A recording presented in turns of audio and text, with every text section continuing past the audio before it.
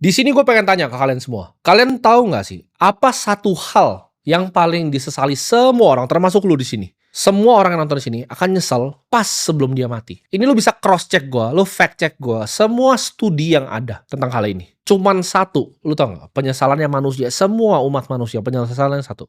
Ketika mereka di interview, ya udah di ranjang, mereka udah mau mati nih, hidupnya udah di ujung nih, udah tua, udah pengen mati atau sakit, udah pengen mati. Ini studinya tanya ke mereka satu-satu. Apa sih yang lu paling nyeselin di dunia ini?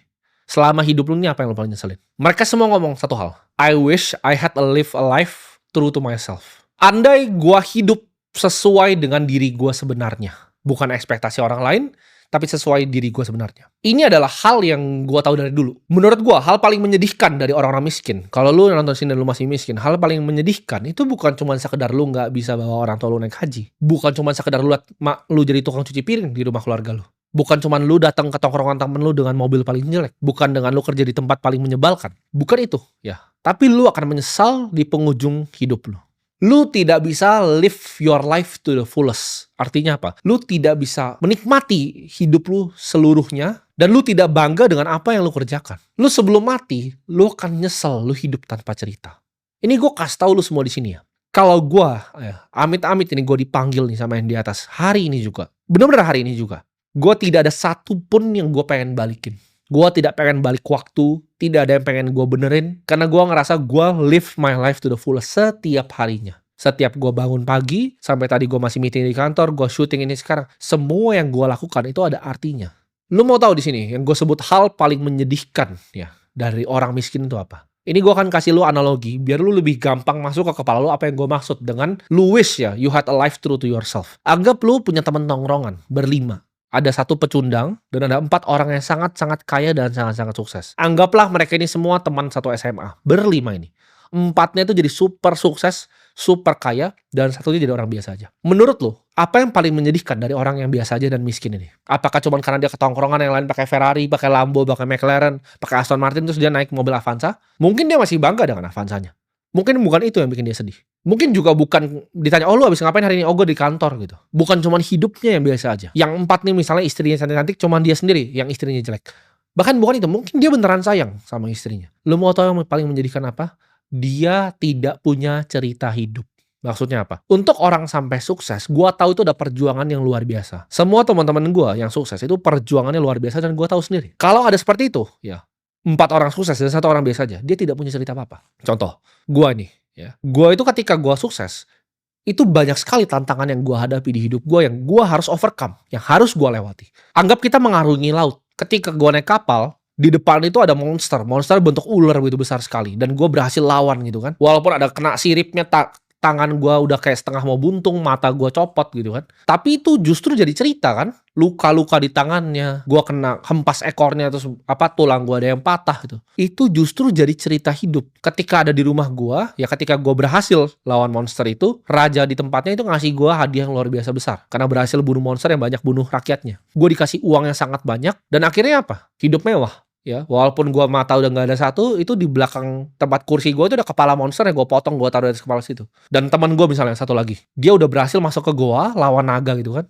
Dia punya armor itu isinya udah kena bakar semua, udah kena bakar sama api semua. Ya udah gosong gitu. Tangannya pun luka bakar semua, setengah kepala luka bakar. Tapi itu ada kepala naga di belakang rumahnya. Semuanya punya monsternya masing-masing. Gue udah lawan ular di laut, ada yang lawan naga, ada yang lawan monster yang lain. Tapi satu orang ini yang paling sedih adalah apa? Dia tidak ikut perjalanan itu. Semua yang lain tuh punya naganya masing-masing. Semua punya monsternya masing-masing. Tapi satu orang ini, dia orang yang cuma nggak ikut perjalanan itu. Dia tidak punya cerita apa. Dia nggak bisa cerita, oh gue kena ekornya begini. Atau gue tamengin apinya. Walaupun ini gue tangannya kebakar semua, tapi akhirnya naganya kalah. Dia tidak punya cerita itu. Itu yang paling menyedihkan. Dan di akhir hidupnya, ketika dia sudah mau mati, dia tidak punya cerita seperti itu. Itu yang makanya gue bilang, orang miskin tuh pasti sedih matinya. Menurut gua ya, hidup ini adalah sebuah permainan. Hidup adalah sebuah game. Dan high score-nya apa? High score-nya adalah uang.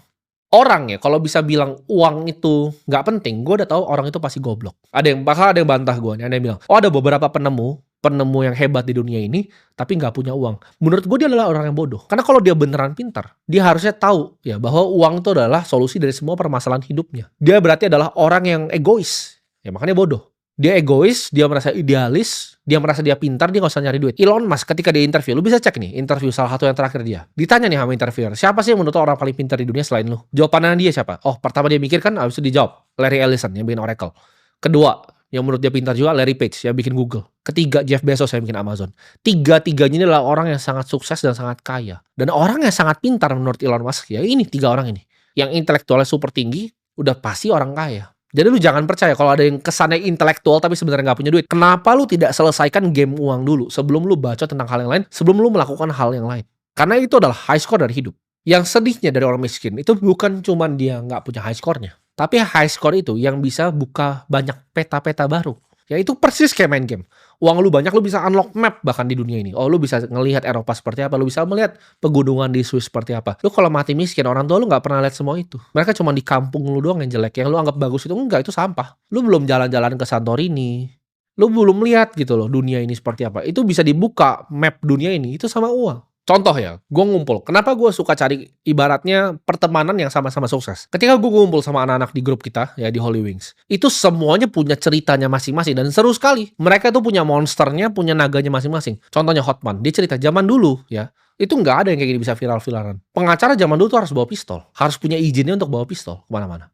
Karena bahaya profesi pengacara zaman dulu. Kalau sekarang orang nggak berani macam-macam karena tinggal diviralin. Zaman dulu kan nggak ada viral-viralan. Ada monsternya masing-masing gitu. Andrew ketika punya gadanya itu dibobol sama oknum TNI. Itu seru sekali gitu ceritanya. Ketika Ivan dikerjain sama orang sampai outletnya ditutup semua. Itu banyak cerita-ceritanya. Ada monster yang ditaklukkan masing-masing orang. Sampai mereka jadi orang seperti itu. Kalau lu cuma jadi orang biasa aja, lu tidak punya monster. Gua pun udah taklukin banyak monster di hidupku. Cuman lu aja nggak lihat di kamera di sini. Apa yang sudah gue lewatin. Buat orang-orang yang tahu gue, yang tahu di belakang layar apa yang gue kerjakan dan monster mana yang gue lawan. Banyak sekali. Lu kira gue nyampe sini ya? Gue umur 24 tahun punya triliunan itu gak kesini dengan gampang. Itu banyak sekali yang udah gue lawan, yang udah gue bunuh bahkan monster-monsternya. Tapi lu gak akan pernah paham di sini. Banyak sekali yang mau coba nyekat gue, banyak sekali yang mau coba jatuhin gue. Gue itu kalau gue bilang tadi, kalau gue mati hari ini gue gak menyesal. Kenapa? Karena semua yang keluar dari mulut gue, ya lu mau terserah, lu gak percaya atau percaya. Semua yang keluar dari mulut gue ini adalah kepercayaan yang gue punya di hati gue. Ketika gue ngomong revolusi keuangan, orang banyak bilang, oh dia sebenarnya cuma persetan loh.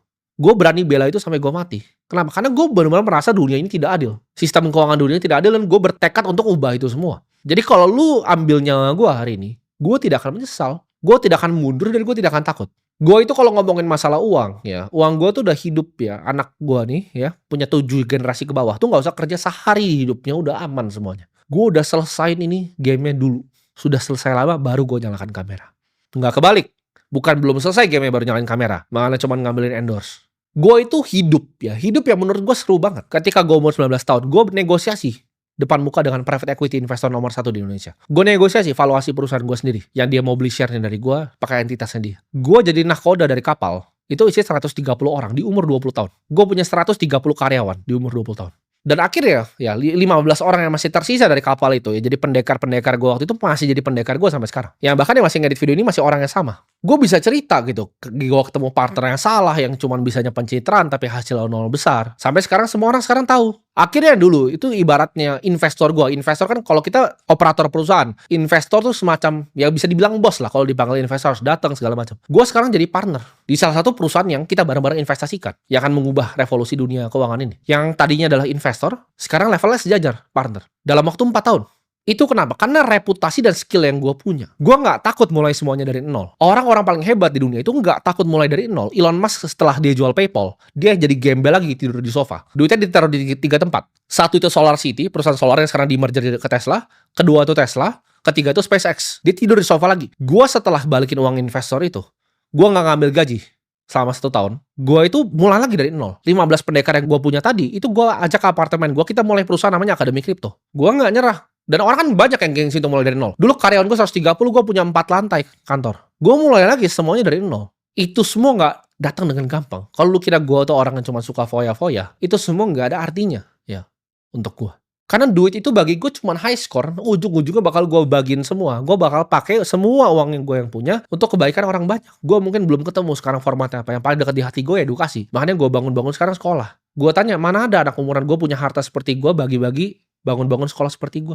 Lu jangan cuma cari di Indonesia, lu coba silahkan cari di dunia. Mungkin ada banyak, kalau kakek-kakek bacot punya 2 triliun mah gue kenal ada banyak. Nggak usah kakek-kakek umur 50 punya 2 T aja banyak gue kenal. Tapi yang punya triliun di umur gue, lu bahkan nggak bisa hitung pakai satu tangan loh. Yang bikin sendiri ya duitnya, lu nggak bisa hitung pakai satu tangan. Gue percaya akan takdir dan misi gue. Ini kalau gue disuruh ulang balik ke nol lagi, gue akan dengan happy, gue akan dengan tersenyum. Semuanya gue ulang lagi dari nol. Ketika gue bisa cerita begini ke lu, ya, gue cerita, oke, gue 19 tahun, gue pernah deal sama orang seperti ini, gue bikin perusahaan seperti ini, gue mulai lagi dari nol, kena take winter, uangnya harus gue balikin, gue punya partner ternyata nggak berguna sama sekali, gue cari partner baru, gue mulai dari nol lagi. Akhirnya investor gue yang awal sekarang berpartner sama gue untuk bikin satu entitas yang baru. Itu kan cerita yang seru, ya. Itu cerita yang bisa gue bawa sampai mati. Nah kalau lu ketika lu mati, lu apa yang lu mau ceritain? Lu nongkrong di tempat kopi, lu sekolah gitu. Apa yang lu mau ceritain? Apa yang lu bisa banggakan dari hidup lu? Mending gak usah hidup sekalian.